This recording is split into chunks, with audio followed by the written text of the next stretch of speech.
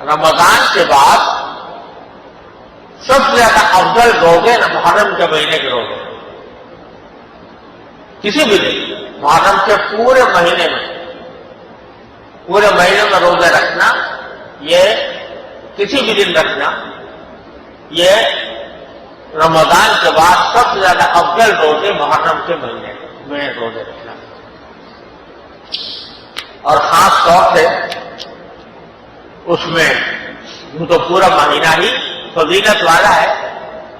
پورا مہینہ تقدس کا حامل ہے، لیکن خاص طور پر عاشورہ یعنی 10 محرم عاشورہ کا دن یہ اور زیادہ فضیلت رکھتا ہے۔ اور اس حدیث عاشورہ کے دن روزہ رکھنے کے بارے میں رسول کریم صلی اللہ علیہ وسلم کا یہ ارشاد مروی ہے کہ آپ نے فرمایا کہ عاشورہ کے روزے سے میرا اللہ تعالیٰ کی ذات سے یہ امید ہے کہ جو آدمی عاشورہ کے دن یہ 10 تاریخ کو روزہ رکھے گا تو وہ اس کے 1 سال پہلے کے گناہ معاف ہو جائیں گے، 1 سال پہلے کے گناہوں کا کفارہ ہو جائے گا عاشورہ کا روزہ رکھنے۔ اور جب نبی کریم صلی اللہ علیہ وسلم مدینہ منورہ ہجرت کر کے تشریف لے گئے تو وہاں پر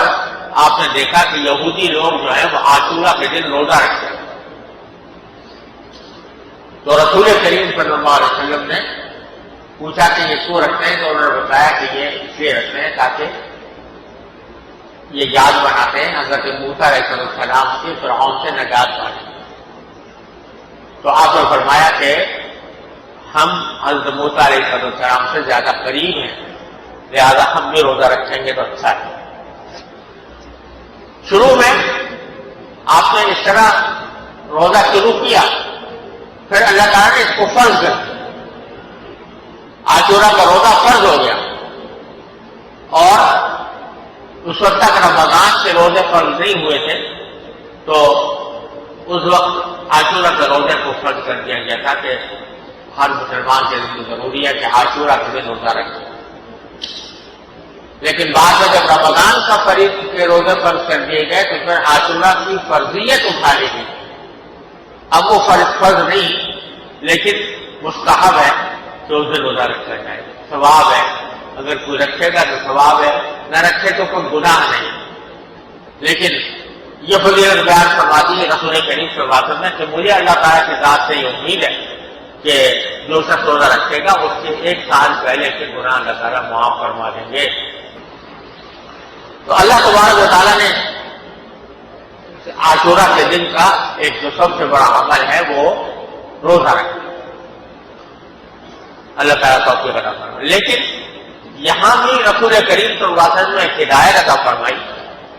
وہ یہ کہ چونکہ یہودی بھی عاشورہ کے دن روزہ رکھتے تھے تو آپ نے ان کے ساتھ مشابہت کو بھی پسند نہیں کرنا، یعنی وہ روزہ رکھتے ہیں تو ہم بھی رکھیں،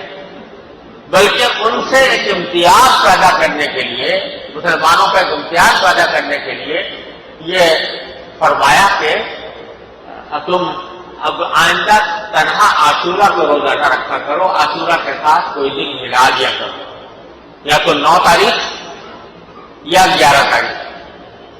دونوں کو ملا کر رکھو، 9 اور 10 کو رکھ لو یا 10 اور 11 کو رکھ لو، تاکہ یہودیوں کے ساتھ مشابہت پیدا نہ ہو۔ ایسا نہ ہو کہ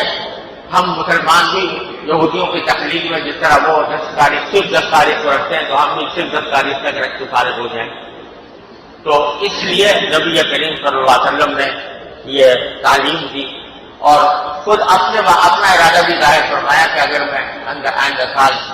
زندہ رہا تو محرم کے ساتھ عاشورہ کے ساتھ 1 دن مزید روزہ رکھوں۔ تو اچھا یہی ہے کہ 2 دن روزہ رکھے،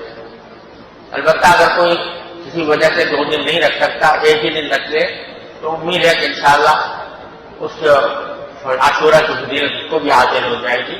اگرچہ کراہت ہے لیکن کراہت تنزیہی ہے، اور اس میں اگر کوئی آدمی تنہا بھی روزہ رکھ لے تو امید ہے کہ انشاءاللہ